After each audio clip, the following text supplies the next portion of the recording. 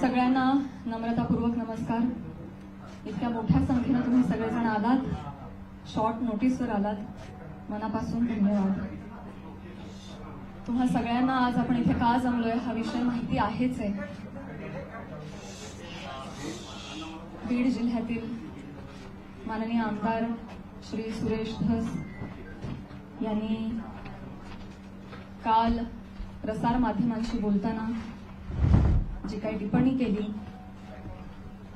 त्या संदर्भात तीव्र निषेध व्यक्त करण्यासाठी आज मी तुम्हा सगळ्यांसमोर आलेली आहे.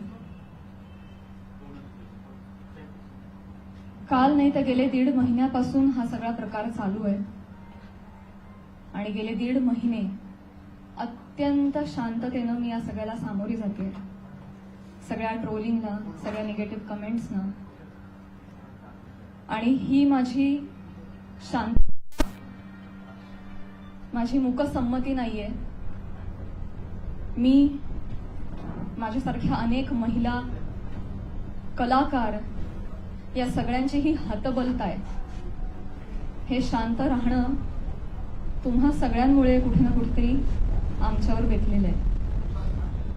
एक व्यक्ती आपल्या कुठल्या तरी रागाच्या भरात, उद्वेगाच्या भरात काहीतरी बरळून जाते, त्यानंतर त्या 2 वाक्यांचा मीडिया 1000 व्हिडिओ करतो, तेवढेच शब्द पकडतो, त्याच्यावर 1000 व्हिडिओज बनतात युट्यूब चॅनल्सवर.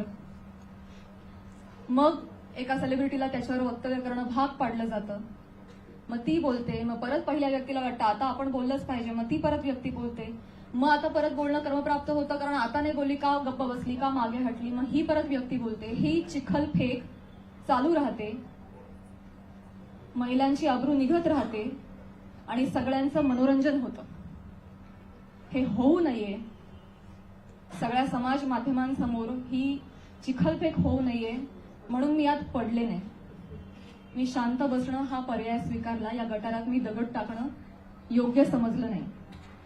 ऑल्सो मला असं वाटलं की हा विषय इतका खोटा आहे, ती गोष्ट इतकी धादांत खोटी आहे, त्याला काही बेस